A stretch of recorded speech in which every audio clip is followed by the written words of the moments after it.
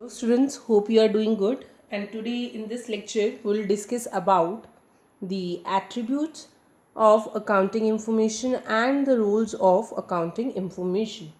And this is the last lecture of chapter first, and we'll discuss these two topics in this lecture. So let's just start with the first topic here, the qualitative characteristics and the attributes of the accounting information. So first point is the reliability. Accounting information must be reliable, information must be verifiable. मतलब कि आप अगर कोई भी information accounting के अंदर feed कर रहे हैं वो रिलायबल होनी चाहिए, वेरीफाइबल होनी चाहिए कि हम उसको वेरीफाई कर सकें. Verifiability ensures that the truthfulness of the record transactions which can be independently check by anyone who is interested to ascertain the true position.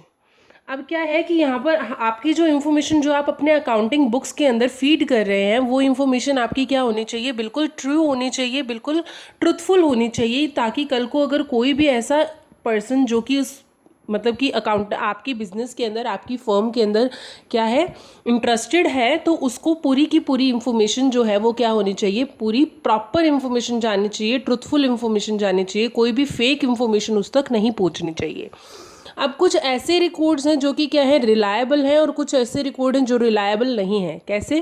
For example, if you are recording the fixed assets at the actual cost, if you are recording the fixed assets on the actual cost is more reliable and some information are not reliable at all. मतलब कुछ ऐसी information है जो कि reliable रहती हैं और कुछ ऐसी इंफॉर्मेशन है जो रिलायबल नहीं रहती है.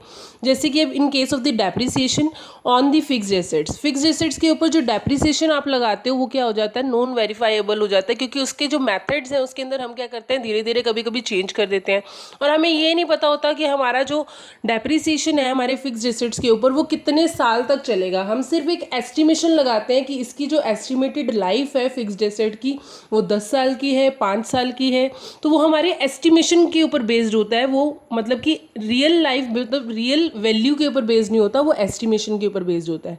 तो हमारे अकाउंटिंग के अंदर कुछ रिकॉर्ड्स ऐसे हैं जो कि रिलायबल हैं, जिनको हम क्रॉस वेरीफाई कर सकते हैं, और कुछ रिकॉर्ड्स ऐसे हैं जिनको हम वेरीफाई नहीं कर सकते हैं. So, and the second point is it must be relevant to the objective of the enterprise. अब आपके enterprise का objective है that you have to earn more and more profit, और उसके according ही आपका जो data है वो भी क्या होना चाहिए, आपको feed करना है अपने accounting मतलब accounting books के अंदर. मतलब कि आपका जो data है वो आपके objectives को fulfill करता हुआ नजर आना चाहिए. जैसे कि unnecessary and irrelevant information should not be included in the financial statement. आपकी financial statement के अंदर वो data कुछ मतलब ऐसा कोई भी डेटा आप फीड नहीं करेंगे जो कि अननेसेसरी है, जिसकी ज़रूरत नहीं है, और जो इररेलेवेंट है, जो कि बिल्कुल सही नहीं है, इररेलेवेंट है.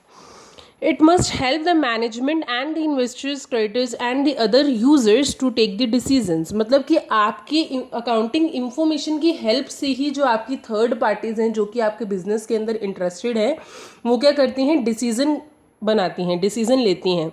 तो ये उनके लिए डिसीजन मेकिंग में भी हेल्प करता है. तो इसलिए आपका जो डेटा है वो रेलेवेंट होना चाहिए, इररेलेवेंट अननेसेसरी नहीं होना चाहिए, जिससे कि उनको क्या हो, प्रॉब्लम हो. अब जैसे कि dividend paid by the company, that एक प्रीवियस ईयर के अंदर कंपनी ने कितना डिविडेंड पे किया था टू देयर शेयर होल्डर्स. तो ये इन्वेस्टर्स जो है, जो शेयर होल्डर्स हैं, ये उनको एक रेलेवेंट इंफॉर्मेशन प्रोवाइड करेगा जिसकी उनको ज़रूरत है कि मतलब कितना डिविडेंड एक कंपनी क्या कर रही है, पे कर रही है. उनको यही जानना है. यही जानने के लिए वो क्या करते हैं, इन्वेस्ट करते हैं आपकी कंपनी के अंदर कि आपकी कंपनी उन्हें कितना रिटर्न दे सकती है ना. तो accountant usually face the difficulty to collect the data which is relevant. अब अकाउंटेंट जो हैं वो डेटा को क्या करते हैं, फीड करते हैं, और उनके लिए ये जानना बहुत मुश्किल हो जाता है कि कौन सा डेटा रेलिवेंट है और कौन सा डेटा रेलिवेंट नहीं है, क्योंकि डिफरेंट यूजर्स क्या करते हैं, डिफरेंट तरह की उनको क्या चाहिए होती है, इंफॉर्मेशन चाहिए होती है, डिफरेंट तरह का उनको डेटा चाहिए होता है. तो हम ये नहीं कह सकते कि इन्वेस्टर्स को कौन सा डेटा हेल्पफुल होगा और बैंकर्स को कौन सा डेटा हेल्पफुल होगा, थर्ड पार्टीज़ को कौन सा डेटा हेल्पफुल होगा, मैनेजमेंट को कौन सा डेटा हेल्पफुल होगा. तो ये हर किसी के यूज़ के अकॉर्डिंग उसको क्या चाहिए होता है, अपनी इन्फॉर्मेशन वो क्या करता है, अपने अकाउंटिंग इन्फॉर्मेशन से निकालता है। तो अकाउंटेंट के लिए ये डिफिकल्ट हो जाता है कि वो कौन से डेटा को रेलेवेंट माने और कौन से डेटा को रेलेवेंट ना माने। While taking the decision in every manner the accountant will be guided by the concept of truth, justification and fairness. मतलब कि जितना भी वो डेटा क्या कर रहा है, फीड कर रहा है, वो सारा का सारा क्या होना चाहिए, फेयर होना चाहिए और ट्रूथ होनी चाहिए उसके अंदर, मतलब ट्रस्ट वर्दी होना चाहिए और फेयरनेस होनी चाहिए। मतलब ऐसा डेटा जो अकाउंटेंट क्या कर रहा है, अपनी अकाउंटिंग बुक के अंदर फीड कर रहा है, वो डेटा मतलब कि ऐसा कॉमन होना चाहिए जो हर थर्ड पार्टी के लिए क्या हो, यूजफुल हो। क्लियर? तो ये दो पॉइंट है, रिलायबिलिटी एंड रेलेवेंस। सेकंड दो आगे के पॉइंट्स हम अभी पढ़ते हैं। Third point is understandability. आपके जो अकाउंटिंग इंफॉर्मेशंस जो आप अपनी बुक्स के अंदर फीड कर रहे हैं, ये इस तरह से प्रेजेंट होने चाहिए कि जो भी इसको पढ़े, चाहे वो यूज़र अकाउंटिंग की इंफॉर्मेशन रखता हो या ना रखता हो, उसको अकाउंटिंग के बारे में पता हो या ना हो, लेकिन फिर भी उसको क्या होना चाहिए, अंडरस्टैंडेबल होना चाहिए, उसको डिफ़िकल्टी नहीं आनी चाहिए उसको पढ़ने में। This can be done by giving the relevant explanatory note. पता है, मतलब जितने भी हम रिकॉर्ड बनाते हैं उसके मतलब कि फुट नोट्स में अगर हम क्या करेंगे, एक्सप्लेनेटरी नोट्स से उसको एक्सप्लेन कर देंगे कि इसके अंदर किस तरह का मेथड यूज़ हुआ है, किस तरह की इंफॉर्मेशन है ये, weather it is describing the profit and loss of the company. और मतलब अगर आप क्या करते हैं, कोई भी अकाउंट्स बनाते हैं उसके नीचे अगर आप इस तरह की इंफॉर्मेशन प्रोवाइड कर देंगे तो क्या होगा, जो भी थर्ड पार्टी होगी जिसको अकाउंटिंग की नॉलेज है या नहीं है, फिर भी उसके लिए क्या होगा, हेल्पफुल होगा, उसको जानने में हेल्पफुल होगा कि उनको क्या इन्फॉर्मेशन चाहिए, है ना। तो अंडरस्टैंडेबिलिटी क्या है, accounting information should be present in such a manner that they are understood by the users. मतलब कि यूजर्स को बहुत अच्छे तरीके से समझ आना चाहिए, जो आपके अकाउंट्स के अंदर जो आपकी इंफॉर्मेशन है वो फीड की हुई है, वो उनको पूरे तरीके से समझ आनी चाहिए। A person who don't have the knowledge of accounting should also be able to understand them without much difficulty। मतलब ज़्यादा डिफ़िकल्टी उन्हें राइज ना हो, लेकिन फिर भी वो क्या करें, इनकी जो भी इंफॉर्मेशन आप देना चाहते हो वो उनको मिल जाए आपके अकाउंटिंग इंफॉर्मेशन से। तो वो इस तरह का आपका क्या होना चाहिए, डेटा जो है वो आपके अकाउंटिंग इंफॉर्मेशन के अंदर होना चाहिए, ताकि वो हर किसी को समझ में आ जाए। कंपैरेबिलिटी क्या है कि अब आपके फाइनेंशियल स्टेटमेंट जो है वो क्या करते हैं, कुछ प्रीवियस ईयर के फिगर्स को भी कंटेन करते हैं। तो ये क्या करते हैं, ये आपके प्रीवियस ईयर के डेटा को करंट ईयर के डेटा के साथ कंपेयर करने में हेल्प करता है। ये आपको ये बताने में हेल्प करता है कि आपकी करंट परफॉर्मेंस आपकी प्रीवियस परफॉर्मेंस से कैसी है, वेदर इट इज़ गुड और not. Similarly it help you to find out the profitability of the business and the financial position of the business. तो ये आपकी दोनों चीज़ों में हेल्प करता है, आपको ये बताने में भी हेल्प करता है कि आपकी प्रॉफिटेबिलिटी कितनी है और आपकी फाइनेंशियल पोजीशन क्या है बिजनेस की। तो it help you to compare the data with previous year data to current years data. Clear?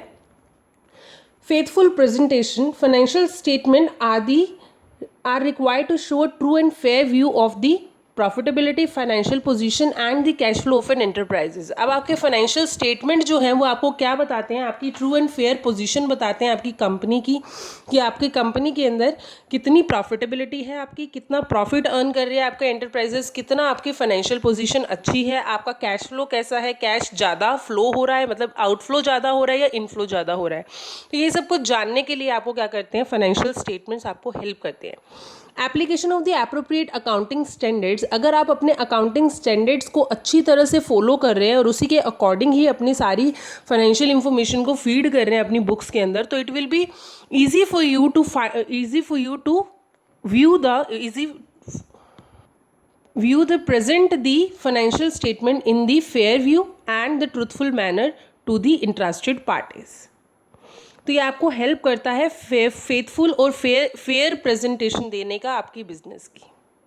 Now second topic is the roles of accounting. Role of accounting के अंदर क्या है, role of language. Accounting is view as a language, ये एक language business की language मानी गई है, क्योंकि ये क्या करती है, एक रिपोर्ट तैयार करती है अपने यूजर्स के लिए, जो कि आपको कम्युनिकेट करने में हेल्प करती है टू दी डिफरेंट यूजर्स कि आपकी कंपनी की फाइनेंशियल हेल्थ कैसी है। तो ये एक लैंग्वेज के रूप में भी आपको काम आती है। Role of the historical record.